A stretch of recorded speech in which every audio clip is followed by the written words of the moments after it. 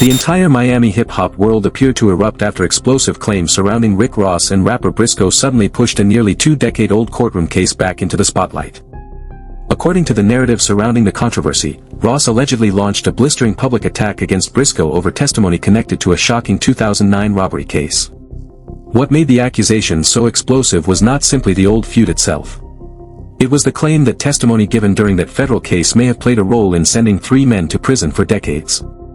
And Ross, according to the claims circulating online, was demanding answers.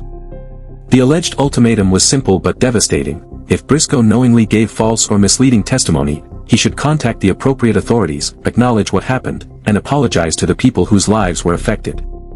But there was a much bigger question hiding underneath the outrage. Were the accusations actually supported by authentic court records? Or was an old Miami street controversy being transformed into something far more dangerous by social media? To understand why this story suddenly exploded, we have to go all the way back to 2009, when Brisco was rising through Miami's rap scene and carrying major industry momentum. That year, Brisco was reportedly the victim of a violent robbery at a Miami barbershop. According to accounts of the incident, valuable jewelry, cash, and other property were taken during the confrontation. The case did not disappear after that day. Instead, it developed into a major criminal prosecution involving multiple defendants, intense media attention, and a courtroom battle that eventually resulted in lengthy prison sentences. For years afterward, questions and rumors continued circulating around the case. What exactly happened inside that courtroom? What did each witness say? Were the original statements consistent with later testimony? And most importantly, were the convictions based on testimony that could now be challenged? Those questions became increasingly important as old documents and excerpts from the case began resurfacing online. In Miami's fiercely competitive hip-hop culture, courtroom testimony can carry a completely different weight than it does in ordinary public discussion. A person can become a target of criticism for cooperating with authorities, identifying suspects, or giving statements that prosecutors later use against defendants. That history created the perfect storm for Rick Ross to become involved in the conversation.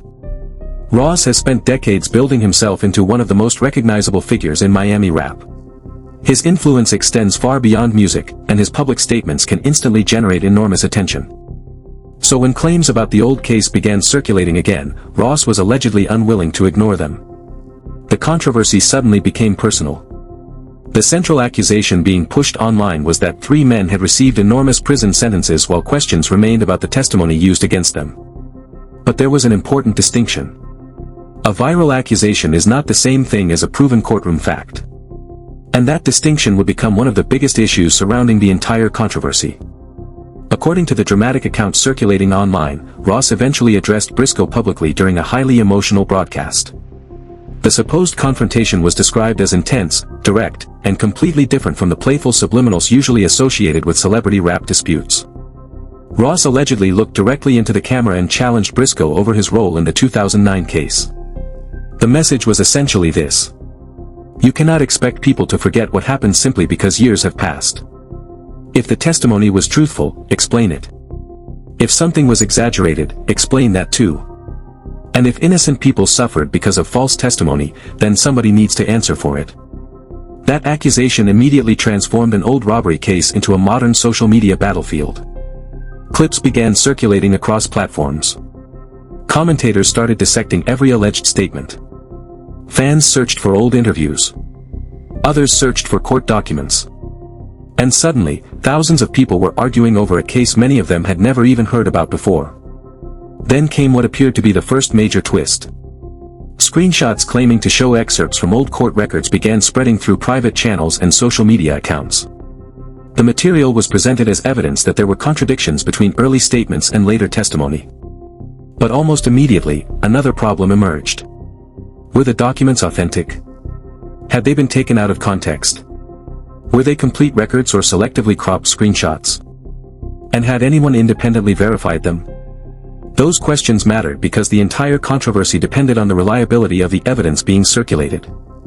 Nevertheless, social media did what social media does best. The debate exploded. Users posted side-by-side screenshots. Commentators created lengthy breakdowns. Old footage was pulled from archives. And hashtags accusing Brisco of wrongdoing began spreading rapidly. At the same time, another group pushed back just as aggressively. They argued that Brisco was the victim of a violent robbery and that blaming him for the sentences imposed by a judge and jury was unfair. That disagreement created two completely opposing narratives.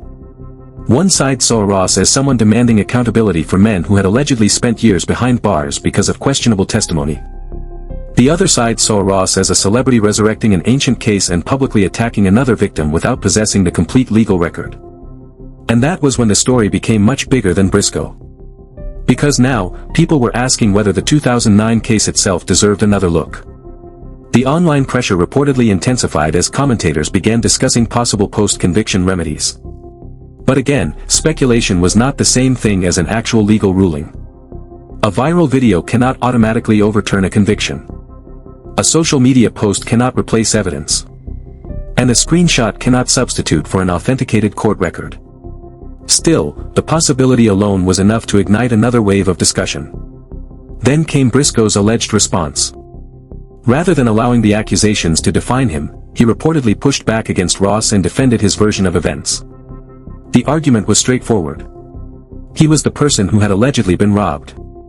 He was the person who had been confronted with violence. He was not the judge. He was not the jury. And he did not personally decide how long anyone would spend in prison. That response changed the emotional dynamic. Instead of a one-sided accusation, the public now had two competing stories. Ross's alleged position was that people whose testimony contributes to severe punishment have a responsibility to be completely truthful.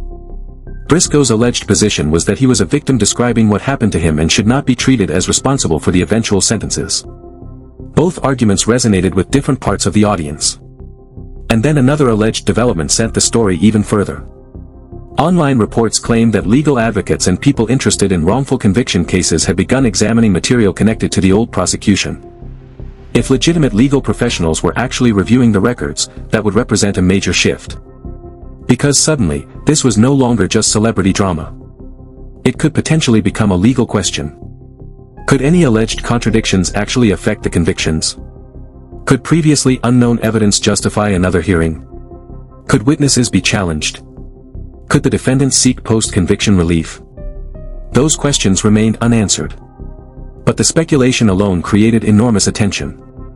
Commentators began imagining a scenario in which the old case could eventually return to court. And that possibility made the feud dramatically more serious. Behind the online arguments, however, another concern began emerging. Whenever high-profile rappers become involved in heated public disputes, security becomes an issue. Fans can become unpredictable.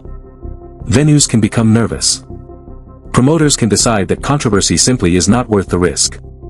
So reports of increased security and canceled appearances began circulating around South Florida. Whether every one of those claims was accurate remained unclear. But the atmosphere was undeniably tense. Miami's music community was being pulled in opposite directions. Some people believed Ross was finally speaking for families who had been forgotten. Others believed he was taking a dangerous situation and turning it into entertainment. The divide became impossible to ignore. On one side were supporters who argued that decades behind bars deserved scrutiny if genuine contradictions existed. They claimed that Ross was doing something other people were afraid to do, forcing attention onto a case that had faded from the mainstream conversation. Their argument was emotional. 3 men had allegedly lost decades of their lives. Families had allegedly suffered. And if legitimate evidence existed, they believed somebody needed to demand that it be examined. But the opposing side was equally forceful. They argued that Brisco had been the victim of an armed robbery and that there was a fundamental difference between giving testimony and personally deciding someone's sentence. They questioned why Ross was being treated like a legal authority. And they warned that turning an unresolved legal question into a public street confrontation could create consequences nobody could control. The controversy eventually spilled beyond social media. Radio personalities discussed it. Podcasters examined the available information. YouTube commentators created hour-long breakdowns. Every new screenshot became another piece of supposed evidence. Every old interview was analyzed for clues. And every silence from either side was interpreted as something meaningful. Then came another alleged twist. Reports began circulating that supposed witnesses connected to the original case were reconsidering their old statements.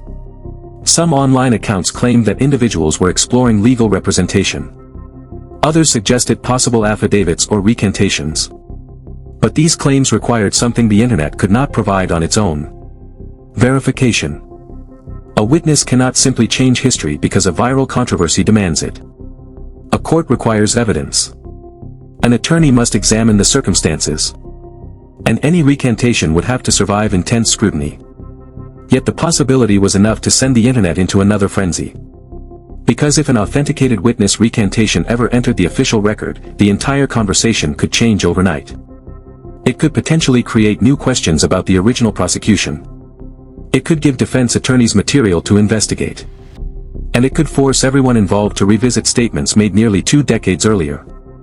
For Brisco, that hypothetical scenario would be particularly serious. If investigators ever determined that testimony was intentionally false, the consequences could extend far beyond social media criticism. But if no evidence supported those accusations, then the entire campaign against him could collapse just as quickly. That was the real suspense surrounding the story. Nobody online could simply declare the ending. The evidence would have to decide. And somewhere in the middle of all this stood Rick Ross, continuing to fuel a conversation that had already become far larger than a personal disagreement. The question was no longer simply whether Ross and Brisco were enemies. The real question was whether an old criminal case contained unresolved issues serious enough to justify another legal examination. By this point, Miami was watching. The hip-hop community was watching.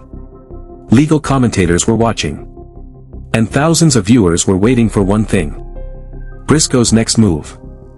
Would he release documentation supporting his version of the 2009 events? Would Ross produce additional records? Would legitimate attorneys become involved? Would the defendant seek another review? Or would the entire controversy eventually collapse under the weight of unverified claims? Then came the most dramatic possibility of all. What if the old case actually did contain evidence that had never received the attention it deserved? What if the screenshots spreading online were only fragments of a much larger story? What if additional court records existed? What if witnesses remembered the events differently today? And what if the next document to surface changed everything?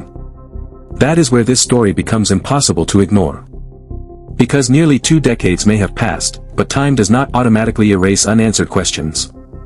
At the same time, outrage does not automatically prove guilt. A viral accusation is not a conviction. A courtroom allegation is not a verdict. And a social media campaign is not a substitute for due process. The only thing capable of settling the most serious claims would be authenticated evidence and the legal system itself. For now, the Miami hip-hop community remains divided. One side wants answers for the men serving lengthy sentences. The other wants Brisco protected from what they believe is an unfair public campaign. And Rick Ross's decision to drag the old case back into the spotlight has ensured that neither side can easily walk away. The next major development could come from a courtroom. It could come from a newly released document. It could come from Brisco. It could come from Ross.